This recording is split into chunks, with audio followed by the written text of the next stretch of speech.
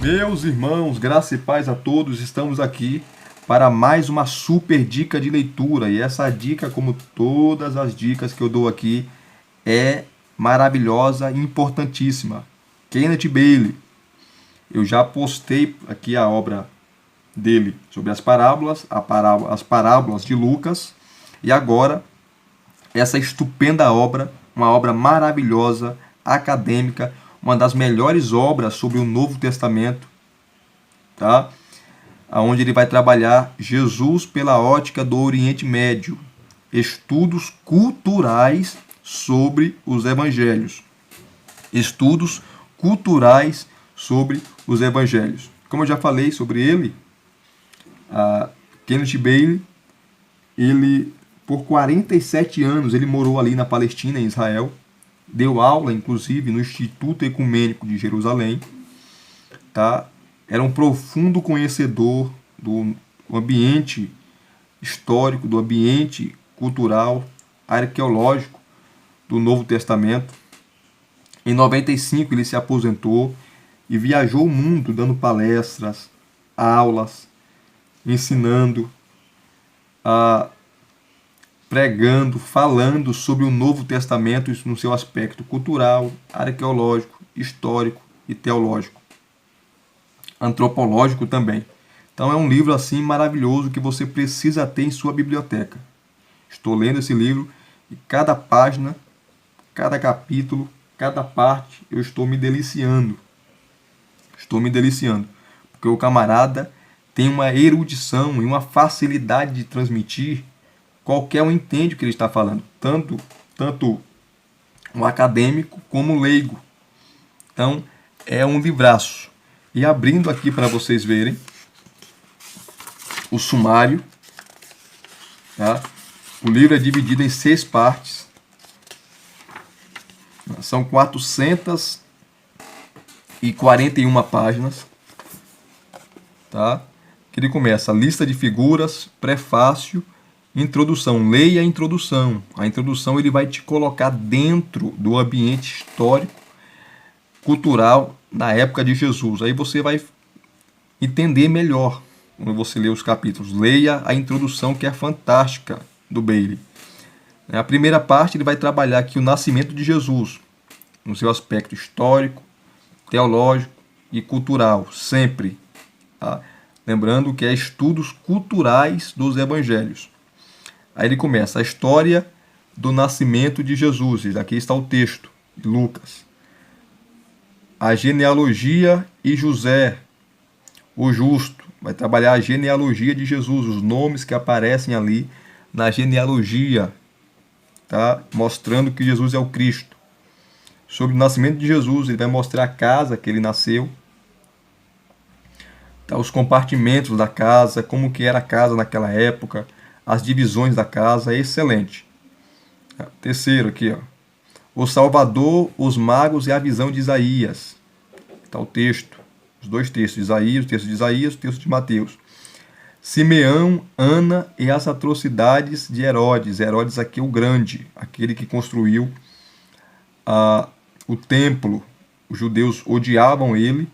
Ele, para agradar os judeus, construiu o templo, mas não resolveu muito não. Ele não tinha muita popularidade, mas era um grande administrador.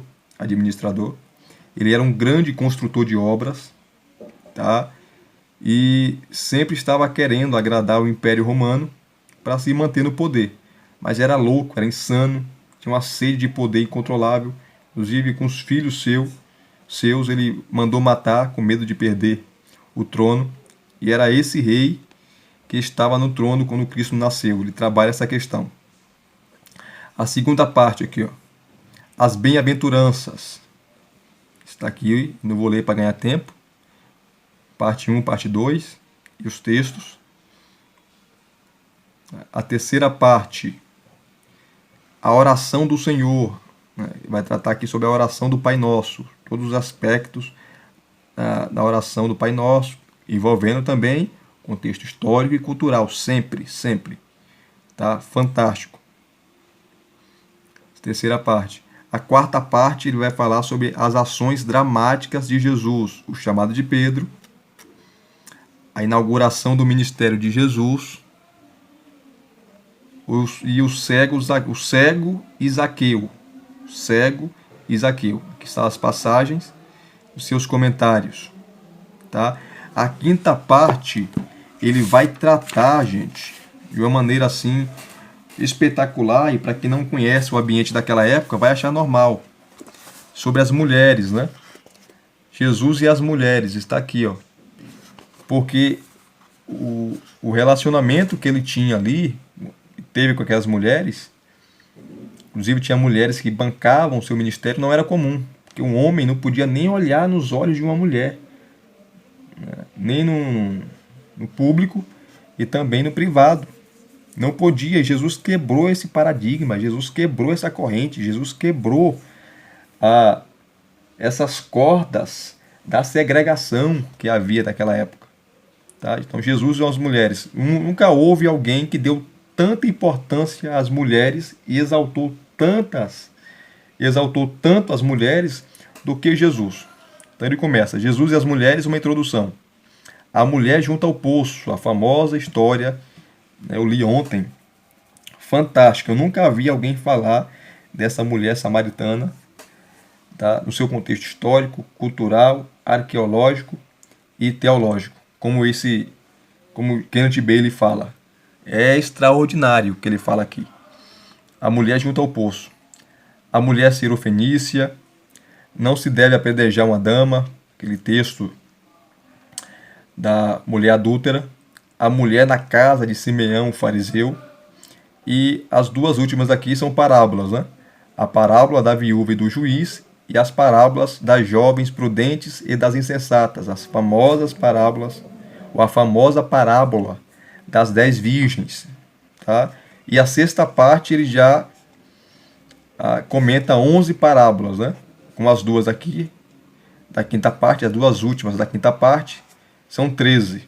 A sexta parte ele só comenta parábolas. Então ele começa aqui uma introdução às parábolas, aí começa a parábola do bom samaritano, tá? Do rico e sensato, do grande banquete, as parábolas dos dois construtores, a parábola do administrador infiel, a parábola do fariseu e do publicano, a parábola do empregador compassivo, a parábola do senhor que serve, a parábola de Lázaro e o homem rico, a famosa parábola, né? Que às vezes tem muita controvérsia, a parábola das minas, a parábola do nobre proprietário da vinha e seu filho. Então ele vai trabalhar todas essas parábolas no seu contexto histórico, cultural, tá? Aplicando também teologicamente. Aqui está bibliografia, índice de passagens, índice de fontes antigas, índice de autores antigos e índice de autores modernos. E aqui está a lista de figuras e as páginas que essas figuras aparecem para elucidar mais a leitura e facilitar mais o entendimento. Tá? Então é fantástico. Então, deixa eu mostrar para vocês aqui sobre a mulher samaritana, a página 202, que ele vai trabalhar o contexto ali, tá? Onde Jesus quebra vários paradigmas. Tá? Vários paradigmas, porque Jesus, ou num judeu, não poderia falar com a mulher, nem em público, nem no privado. E Jesus, principalmente com o samaritano. Tá? Então Jesus puxa o diálogo com aquela mulher samaritana. Tá? E aquela mulher no começo é rude com ele, é grosso, mas acaba o adorando. Tá? Que está a introdução. Ele vai dividindo as perícopes, né? Versículos de 1 a 6 mostra ali Jesus dizendo que era necessário passar em Samaria, mostra os discípulos indo à cidade comprar comida. Isso foi uma estratégia de Jesus para ele ficar sozinho, porque não pegaria bem para os discípulos ficariam escandalizados ele conversando com a mulher, principalmente samaritanos, que judeus e samaritanos não se comunicavam, não se falavam, e Jesus quebra essa segregação, quebra o preconceito, se dirigindo àquela mulher. Tá? Então está aqui essa maravilhosa passagem. Ele divide em partes, né? Primeira, os versículos 7 a 9, que é a surpresa do auto-esvaziamento intencional. Que João mostra um Deus, tá? Jesus como Deus, mas também como um homem, plenamente um homem que se cansa, um homem que dorme, um homem que come, um homem que bebe, e Jesus está cansado, está fadigado, e senta, tá? E a mulher vem se aproximando, e é ele que se dirige a palavra, a mulher. Então, a surpresa do auto-esvaziamento intencional. Ele está cansado, mas a intenção dele é de fato conversar com aquela mulher. E aquela ação de Jesus pedir água àquela mulher, com o pedido dele, ele quebra, ou ele realiza 4 ações. A primeira é que ele quebra o tabu social contra conversar com uma mulher, tá? Sobretudo em um local desabitado e sem testemunhas. Não podia, tá? Não podia nem olhar nos olhos de uma mulher, quanto menos conversar. Então ele quebra esse tabu social. Segundo aqui é que Jesus ignorou a hostilidade de 500 anos que se criou entre judeus e samaritanos, que não se falavam, não se comunicavam, se odiavam. Tá? E Jesus quebra essa segregação, Jesus quebra essa hostilidade.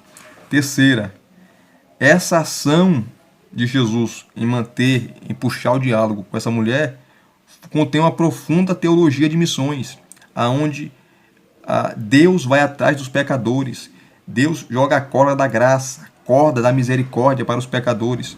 Então, o texto mostra isso. 4, que é a última, né?